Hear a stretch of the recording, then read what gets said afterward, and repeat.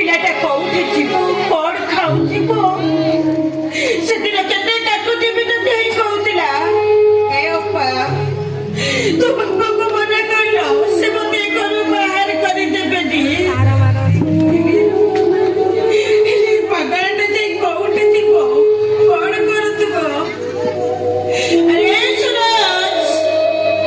ତୋର ତ ଟିକେ ବି ତୋ ବାପା କଥା କି ତୋ ଅପା କଥା ତୋର ମନେ ପଡୁନି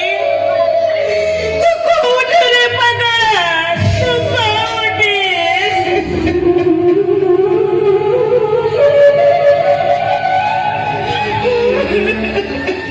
আলো মা সরিতা তু যেতে মুন্ড পিটি কান্দিলে লাভ কଣ তো স্বরাজ ଆଉ ଫେରିବନି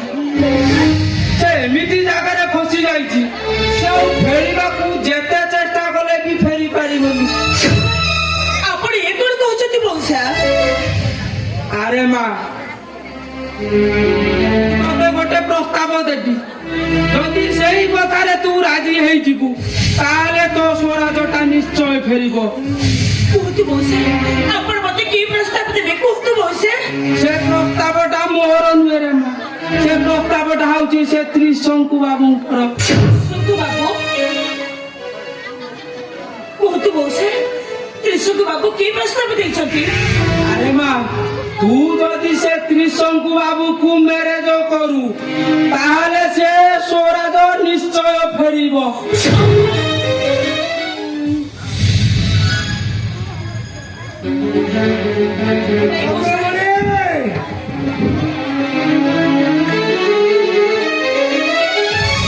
ଚନ୍ଦ୍ରମଣି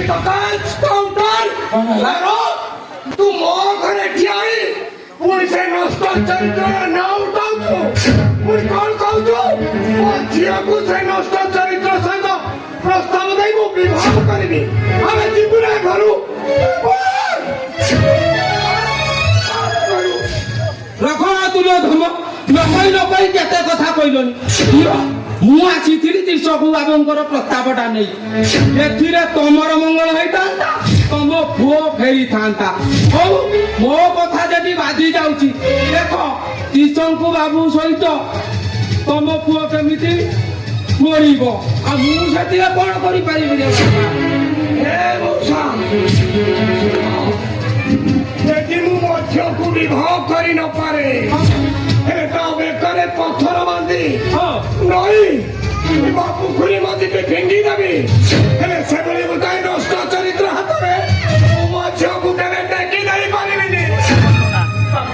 সেটা ଟିକେ ମୋତେ ଛାଡ଼ ମୋ ନମ୍ବର ଆପଣ କାହିଁକି ଅବୁଝାଉଛନ୍ତି ବାପା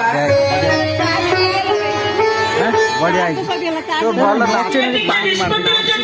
ମୋ ଭାଇର ଜୀବନର ସୁଖ ଶାନ୍ତି ସବୁ ଫେରି ଆସିବ। ମୁଁ ଏତିକି ଟିକେ